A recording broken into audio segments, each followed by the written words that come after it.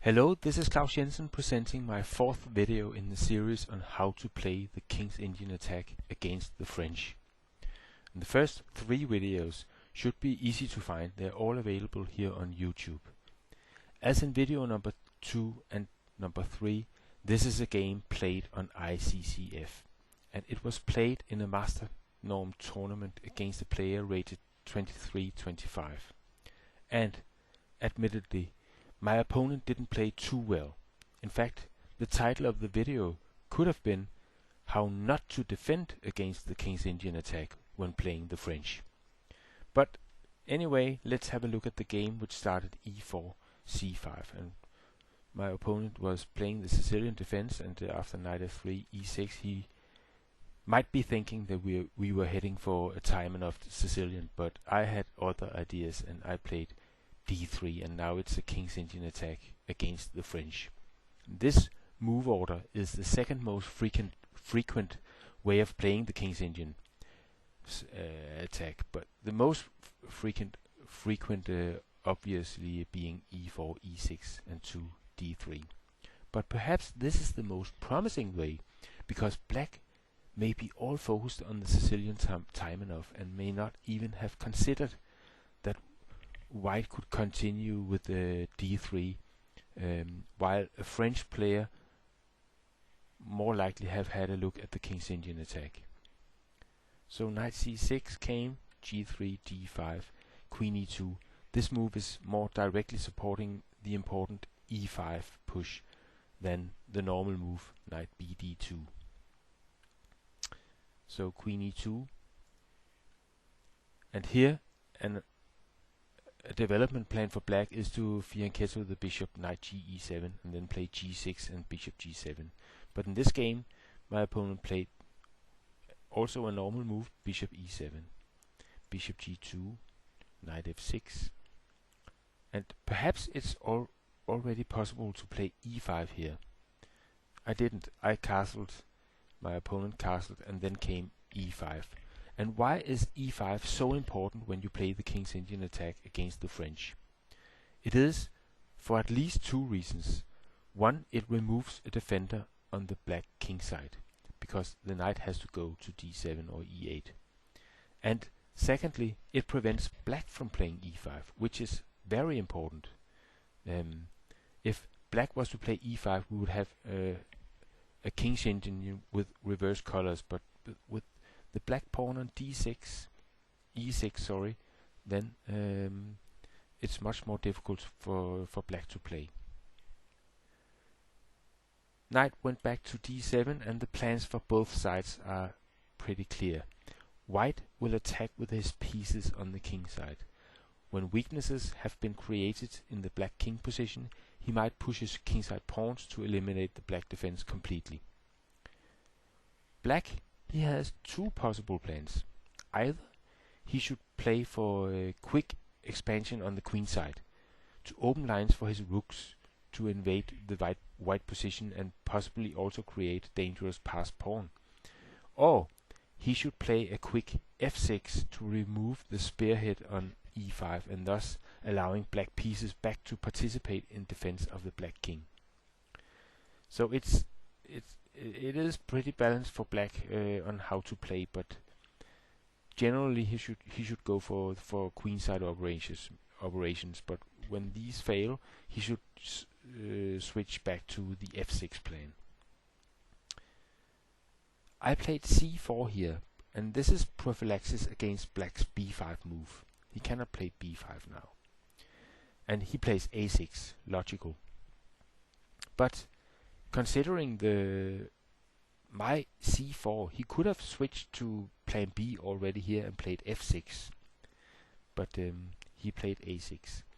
I played rook e1, and then he played d4 here, and this is the favorite move of the computer. I think it's really ugly and bad, because now e4 is a wonderful square for one of my knights. And surely the best move in this position is b5. After d4, I I played a4 here, and because the position is quite slow, and I thought I could allow myself another move directed against his b5. And why not take as much counterplay away from my opponent as possible? After a4 here, my opponent played queen c7. And this move does not support the b5 break, and it also doesn't support the f6 break. So, strategically speaking, this must be a bad move. I played knight bd2, he played rook b8, and I played h4. h4 is a typical move in the King's Indian attack against the French. It's supporting a piece to g5. It could be the knight, or it could be the bishop. And it's also giving the h2 square for knight maneuvering. Typically knight f3 to h2 and then g4. b6 came here, and when black plays b6 in a position like this, instead of playing b5, you know as white that you have won the strategical battle. Obviously the better move was b5, but still a takes, c takes, rook takes, knight c4. White is still having a dangerous initiative on the king side, but at least black has liberated some pieces and may be able to create some counterplay on the queen side.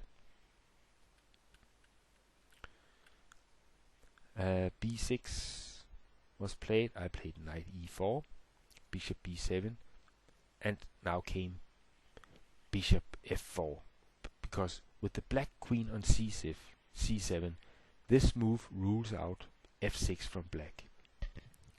Again, a move designed to eliminate counterplay for black. Obviously f6 doesn't work because of e takes f6, and now the queen is threatened by the bishop. And if it goes e5, then simply f takes e7 with a winning position. So he played knight b4 instead, and rook a to d1. And this is pretty much the dream scenario for the white King's Indian attack player. Black has been deprived himself, you could say, counterplay on the queen side, and f6 is not possible at the moment. He plays bishop c6, and now the a4 pawn is hanging. And should I care? Well, not for the moment, because there are tactics available after knight g5 here. And if, for example, he takes here on a4, then comes knight f6 check. Bishop takes, e takes, bishop takes d1, queen takes e5, f takes g7, with a dangerous attack for white. So he goes queen d8 instead, removing the queen to prevent any tactics on f6, and then I simply defend my pawn on a4. h6. This move has to come sooner or later.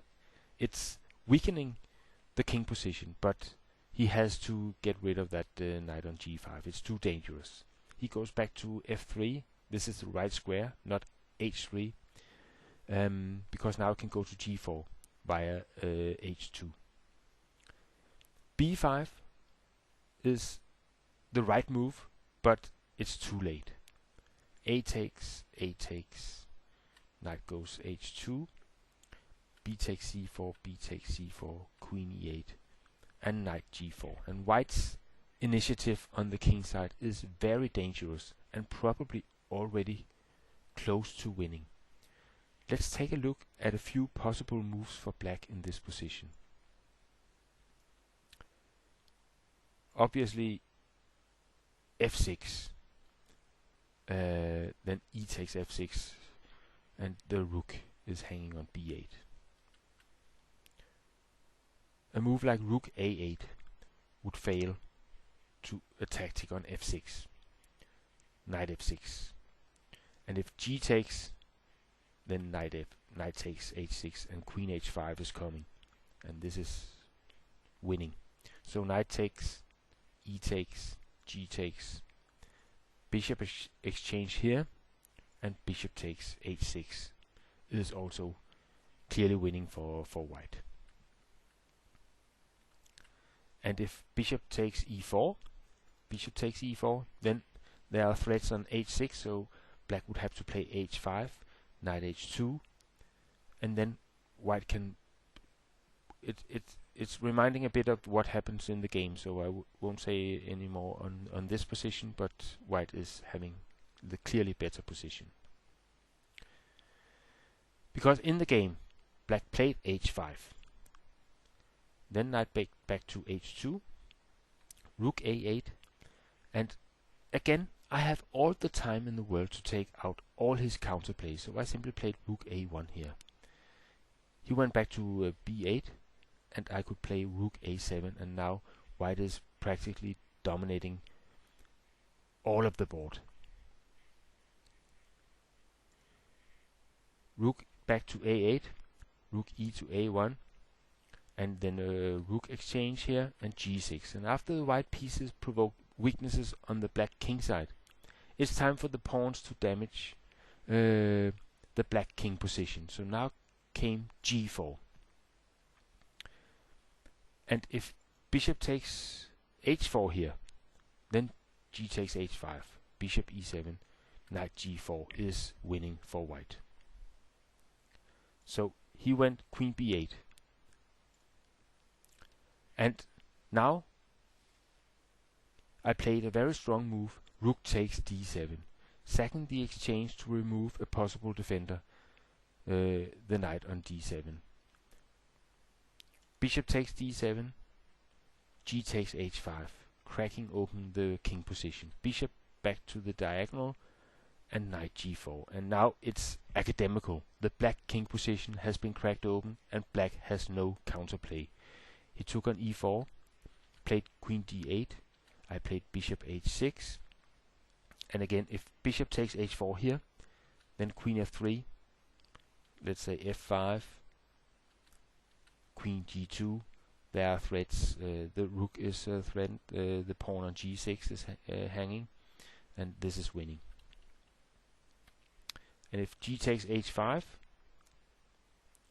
then knight f6 check, and queen takes h5 is coming, and again white is winning. He played knight a6 here, I took on g6, f takes, knight f6 check, bishop takes, and queen g4. And black is a whole rook up, but his black king is defenseless. His pieces are hanging all over the place, and it's time to resign, and that's exactly what my opponent did in this game. And I hope you enjoyed this King's Indian Attack video number 4, and I hope to see you on my chess website at klausjensen.com. Bye bye for now.